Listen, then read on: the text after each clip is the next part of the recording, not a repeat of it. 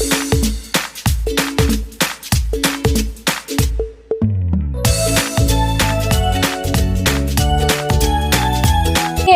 मैं एडवोकेट तबस्सुम शेख, आप सब देख रहे हैं एक्सपर्ट जुरिस एलएलपी।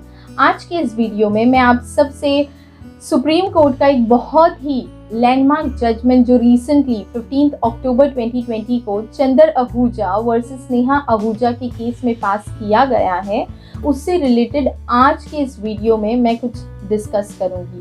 तो चलिए will start our discussion. So my dear friends, 15 अक्टूबर 2020 को सुप्रीम कोर्ट के 3 जजेस बेंच द्वारा एक बहुत ही ऐतिहासिक फैसला उन औरतों के हक में आया है जो केवल सास ससुर के घर में रहने का अधिकार कर सकती है, बल्कि पति के रिश्तेदारों के घर में भी रहने का अधिकार क्लेम कर सकती है। जी हाँ, अगर कोई ऐसी औरत है जो पति के रिश्तेदारों के घर में रह रही है और वो रहना उसका परमानेंट नेचर में है, तो ऐसे घर में अधिकार क्लेम कर सकती है और ऐसा घर जो है शेयर्ड हाउस होल्ड के कंसेप्ट में इंक्लूड किया जाएगा। सो ये बहुत ही बड़ा ऐतिहासिक फैसला डोमेस्टिक वायलेंस विक्टिम के हक में सुप्रीम कोर्ट ने सुनाया है। तो सबसे पहले हम समझते चलते हैं कि ये शेयर्ड हाउस होल्ड होता क्या है और डोमेस्टिक रिलेशनशिप क्या होता है। तो सबसे पहले हम ये समझते हैं कि डोमेस्टिक वायलेंस एक्ट क्या है। देखिए, जो डोमेस्टिक वायलेंस एक्ट है ये 2005 में बना था, लेकिन इसे इम्प्लीमेंट या ये इनेक्ट 2006 में हुआ, यानी उसके 1 साल बाद इसे इनेक्ट किया गया। अच्छा, अब ये जो एक्ट है ये खास करके उन औरतों की प्रोटेक्शन के लिए बनाया गया है, इफेक्टिव प्रोटेक्शन के लिए बनाया गया है, जो कि घरेलू हिंसा या उससे रिलेटेड मैटर्स के शिकार होती है, या उन्हें जो है अपने शादीशुदा घर से बेघर होने का सामना करना पड़ता है, या जो घरेलू खर्चे हैं, जो मॉनिटरी रिलीफ है या मॉनिटरी बेनिफिट्स है जो उन्हें मिलना चाहिए। सो ये चीज़ों को लेकर, ये तमाम चीज़ों को ध्यान रखते हुए इनकी प्रोटेक्शन के लिए, इन्हें रेसिडेंशियल बेनिफिट्स के लिए जो है ये एक्ट बनाया गया है। अब इस एक्ट में कुछ इम्पोर्टेंट कंसेप्ट को डिफाइन किया गया है जिसका जानना समझना हमारे लिए बहुत ज़रूरी है। तो सबसे पहले हम समझते हैं कि डोमेस्टिक रिलेशनशिप क्या होता है। तो जजमेंट को ब्रीफली डिस्कस करने से पहले मैं 1-2 कंसेप्ट जो कि इस एक्ट में दिया गया है, ज़रूरी कंसेप्ट डिस्कस करना चाहूँगी, ताकि आप सबको ये जो जजमेंट है और क्लियर एंड ईजिली अंडरस्टैंड हो जाए। So section 2F of domestic violence act 2005 define करता है डोमेस्टिक रिलेशनशिप, यानी ऐसा रिलेशनशिप जो डेवलप हुआ हो साथ में रहने से, या तो रहते हो या फिर रह चुके हो, और जो डेवलप हुआ हो थ्रू ब्लड रिलेशन, या फिर शादी के थ्रू, या फिर लिव इन रिलेशन के थ्रू, अडॉप्शन के थ्रू, या फिर जॉइंट फैमिली में रहने से जो रिलेशन फॉर्म होते हो। तो ऑल दैट रिलेशन, वो जितने भी रिलेशंस हैं वो सारे डोमेस्टिक रिलेशंस में आएंगे।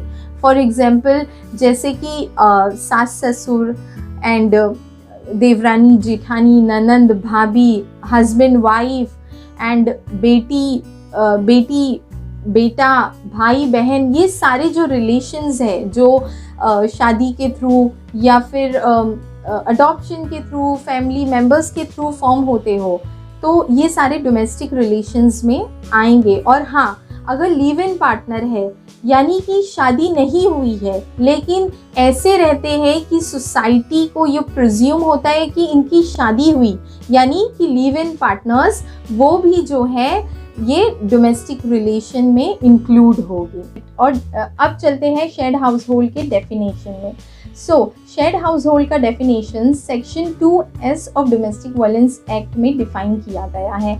शेयर्ड हाउस होल्ड मतलब एक ऐसा हाउस होल्ड जहाँ पर जो विक्टिम महिला है कुछ समय के लिए रही हो या रह चुकी हो, रिस्पोंडेंट के साथ या फिर हस्बैंड के साथ, रिस्पोंडेंट यानी जिसके खिलाफ उसने केस किया है, उनके साथ या हस्बैंड के साथ या कोई भी फैमिली मेंबर्स के साथ वो रही हो, चाहे वो घर में उसका यानी विक्टिम महिला का, इसका पति का कोई राइट ना हो, और भले ही वो घर भाड़े का क्यों ना हो या फिर उनके जॉइंट फैमिली का वो घर क्यों ना हो, तो भी घर शेयर्ड हाउस होल्ड के कंसेप्ट में आएगा। ये जो जजमेंट है यानी 15 अक्टूबर 2020 को जो जजमेंट सुप्रीम कोर्ट ने पास किया चंदर आहूजा वर्सेस नेहा आहूजा के केस में, यही कंसेप्ट को लेकर उन्होंने एक वाइडर इंटरप्रिटेशन दिया है, मतलब इसका जो दायरा है उसे और ज़्यादा बढ़ाया है।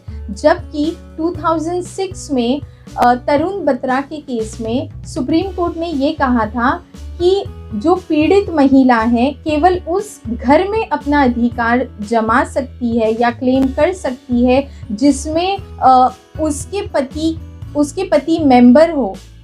तो इस जजमेंट को ओवर रूल करते हुए, उस जजमेंट को खारिज करते हुए सुप्रीम कोर्ट ने चंदर आहूजा वर्सेस नेहा आहूजा के केस में एक वाइडर इंटरप्रिटेशन देते हुए सुप्रीम कोर्ट ने ये जजमेंट पास किया कि जो विक्टिम महिला है न सिर्फ उस घर में अधिकार जमा सकती है जो कि सास ससुर का हो, भले ही वो उनकी सेल्फ एक्वायर्ड प्रॉपर्टी क्यों ना हो, बल्कि वो पति के रिश्तेदारों के घर में भी अधिकार जमा सकती है और उसे इस प्रॉपर्टी से कोई नहीं निकाल सकता। अगर कोई ये सवाल करता है कि ये प्रॉपर्टी उसके सास ससुर या पति के रिश्तेदारों के खुद के कमाए हुए पैसों का प्रॉपर्टी है, क्या उन हालत में भी उस औरत को नहीं निकाला जा सकता?